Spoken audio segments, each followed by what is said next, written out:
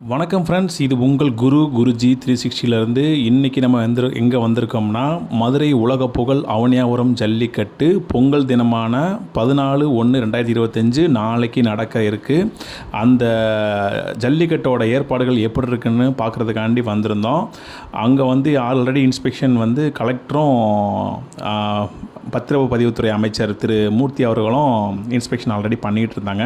அதுபோக bomb squad வச்சு அந்த டாக் வச்செல்லாம் இன்ஸ்பெக்ஷன் பண்ணிகிட்டு இருந்தாங்க. விழா ஏற்பாடெலாம் சிறப்பாக போய்கிட்டு இருக்குது. 95% முடிஞ்சிருச்சு. இந்த வட்டம் வாடிவாசல் பார்த்திங்கன்னா கொஞ்சம் டிஃப்ரெண்ட்டாக பண்ணியிருந்தாங்க. இந்த மாதிரி கட்டையெல்லாம் போட்டு இதுக்கு பேர் ஏதோ தண்டவாளம் வாடிவாசல் அப்படின்னாங்க. என்னென்னு கேட்டிங்கன்னா, உள்ள ஸ்பேஸ் இருக்கும், மாடு உள்ளே நிற்கிற மாதிரி. ஒவ்வொரு மாடு அவுக்கிறதுக்கு லேட் ஆகும். இந்த வாடிவாசலில் பார்த்திங்கன்னா மாடு இங்கிட்ட அங்கிட்ட அங்கே ஸ்டே பண்ணுறதுக்கான வழி இல்லை. இந்த பக்கம் அவுத்து விட்டாச்சுன்னா ஸ்ட்ரைட்டாக ஓடி தான் வரணும். வாடிவாசல் வெளியே பிச்சுக்கிட்டு தான் வரணும். அதனால் மாடு அந்த இடத்துல தங்காது, வாடிவாசலுக்குள்ளே தங்காது. இதுக்கு முதல்லலாம் ஜல்லிக்கட்டுலாம் பார்த்திங்கன்னா தங்கும், இதில் தங்க வாய்ப்பு இல்லை. அதனால் நிறைய மாடுகள் அவுத்து விடலாம்னு சொல்லியிருக்காங்க. அது மாதிரி ப்ரைஸும் பார்த்திங்கன்னா காரு, சிறந்த மாடுபடி வீரருக்கு காரு, மாட்டுக்காரங்களுக்கு ஒரு டிராக்டர் பரிசு இருக்குது. அதை இப்போயே ஏற்றிட்டாங்க. ஆல்மோஸ்ட் 95% 98% வேலை முடிஞ்சிருச்சுன்னு நினைக்கிறேன். இதுதான் அந்த ஃப்ரண்ட்டு வியூவு ஜல்லிக்கட்டு வாடிவாசல். இங்கேருந்து 100 மீட்டருக்கு அந்த இது போட்டிருக்காங்க. அவங்க கீழே விழுகாமல் இருக்கிறதுக்கு அந்த சக்கை நார் சக்கெல்லாம் அதெல்லாம் போட்டிருக்காங்க. இது வரைக்கும் தான் மாடுபிடி வீரர்கள் அந்த இது வரைக்கும் பிடிச்சிட்டு அதுக்கு மேலே மாடு அங்கிட்டு கால் பண்ணிடுவாங்க. மாடு கால் பண்ணால் கலெக்ஷன் மேலே கால் பண்ணிக்கிடுவாங்க. இந்த பக்கம் லெஃப்ட் ரைட்டு மீடியா இருப்பாங்க. இது பேக் சைடு, நம்ம முத்துப்பட்டியிலேருந்து போனோம். பேக் சைடு மாடு கியூ இங்கேருந்து தான் வரும். முதலெல்லாம் பார்த்தீங்கன்னா கிட்டத்தட்ட இது அரௌண்டு 2 கிலோமீட்டருக்கு மேலே அந்த கவுண்ட்ரு பக்காவாக ஃபென்சிங் பண்ணி சூப்பராக போட்டிருக்காங்க.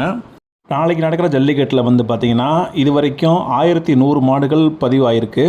வீரர்கள் 900 வீரர்கள் பதிஞ்சிருக்காங்களாம். நாளைக்கோட ரூல்ஸ் என்னென்னு பார்த்தீங்கன்னா, இது வரைக்கும் ரவுண்டு 5 ரவுண்டு 6 ரவுண்டு அந்த மாதிரி தான் கொடுத்துருந்தாங்க. முதல் முறையாக நாளைக்கு 10 ரவுண்டு நடக்கிறதா சொல்கிறாங்க. 10 ரவுண்டு எப்படின்னு பார்த்தீங்கன்னா, இதுக்கு முன்னாடி ஒரு ரவுண்டு கலந்துக்கிட்டவங்க அடுத்த ரவுண்டில் கண்டினியூ ஆவாங்க. அடுத்து அதிக மாடு பிடிச்சவங்க. இது எப்படி பண்ணுறாங்கன்னா, ஒரு ரவுண்டில் கலந்துக்கிட்டவங்க டைரெக்டாக அடுத்து ஃபைனல் 10வது ரவுண்டு தான் கலந்துக்கலாம். அந்த மாதிரி ஏதோ சொல்கிறாங்க. நம்மளுக்கு கரெக்டான இன்ஃபர்மேஷன் தெரியல. இருந்தாலும் நாளைக்கு கரெக்டாக இதோட ரூல்ஸ் அண்ட் ரெகுலேஷன் தான் நாளைக்கு ஆரம்பிக்கையில் கண்டிப்பாக சொல்லுவாங்க. அதாவது 10 ரவுண்டுக்கு வீரர்கள் பிரிச்சுருவாங்க. ஒரு ரவுண்டுக்கு எத்தனை மாடு அதிகமாக பிடிக்கிறாங்களோ அந்த வீரர்கள்லாம் எடுத்து வச்சு 10வது ரவுண்டு விட்டு அதில் யார் வின்னரோ அவங்களுக்கு ப்ரைஸ் கொடுப்பாங்கன்னு நினைக்கிறேன். அந்த மாதிரி தான் போகும்னு நினைக்கிறேன். பார்ப்போம். உறுதியான தகவல் நாளைக்கு உங்களுக்கு நாளைக்கு காலையில் ஜல்லிக்கட்டு அவனியாபுரத்தில் ஆரம்பிக்கையில் கண்டிப்பாக அந்த அனௌன்ஸ்மெண்ட் வந்துடும். நாளைக்கு உலக புகழ் அவனியாபுரம் ஜல்லிக்கட்டு வேலைகள் சிறப்பாக நடந்துகிட்ருக்கு.